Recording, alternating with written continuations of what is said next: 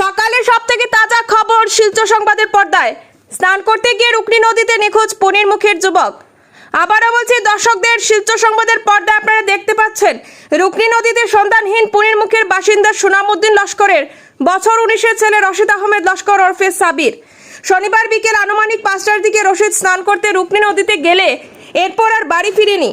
সন্ধ্যা ঘনিয়ে আসলে সে বাড়ি ফিরে না আসায় পিতার মনে উৎকণ্ঠার সৃষ্টি হয়।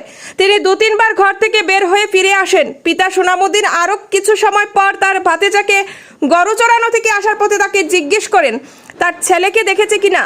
সে নাবালক তাকে জানায় রশিদ ওরফে সাবিরের চপ্পল এবং গামছা নদীর পাড়ে দেখেছে। তখন তিনি সন্দেহ করেন সে নদীতে তলিয়ে গেছে।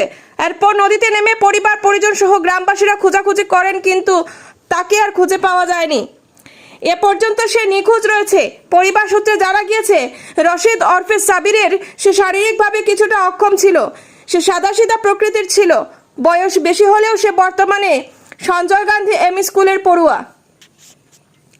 নিউজ ডেস্ক রিপোর্ট, শিলচর সংবাদ। তো কিরকম ঘটনা হয়েছে? ঘটনার বাকিটা হইতাম তোমার এই খালি সানখার গাইছে 5টার সময় 5টার সময় সানখার গাইছে আইয়া তো স্যান্ডেল লাগছে উপরে, লুঙ্গি লাগছে উপরে, স্যান্ডেল লাগছে রাখিয়ে সানা নামছে। আমরা তখন বাড়ি দিব জানলা ঘুরিয়ে বাড়ি যাওয়ার ফলে আমরা খুঁজাইলাম, খুঁজিয়ে দেখি তো হেন না আই এই স্যান্ডেল আর লুঙ্গি দেখি হতো আমরা সন্ধ্যা লাগছে। নদীর কিনারা সন্দেল আর লুঙ্গি রাখা মোটামুটি কয়টার সময় হইব এটা? 5টায় কালকে নানি? ছেলেটার নাম কি? তার নাম রশিদ আহমেদ লস্কর, আধার কার্ড এমনি সাবি ডাকি। আচ্ছা আচ্ছা। আর বয়স কতটুকু? বয়স 19 বছর। 19 বছর। আচ্ছা, আপনার নাম কি? আমার নাম সুনামউদ্দিন লস্কর। আপনি ছেলের বাবা তো? বাবা। আচ্ছা আচ্ছা। তখন মানে আপনি পুলিশ রিপোর্ট করছিলেন? SDRF NDRF আইছেন তখন? আচ্ছা, খুঁজাখুঁজি চলে না? আচ্ছা আচ্ছা, ঠিক আছে।